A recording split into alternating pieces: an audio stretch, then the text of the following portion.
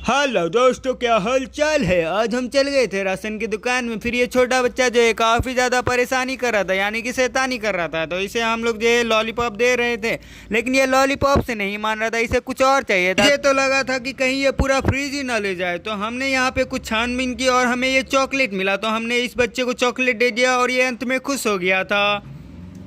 এটা কি চকলেট এখানে বল হাই। टाटा।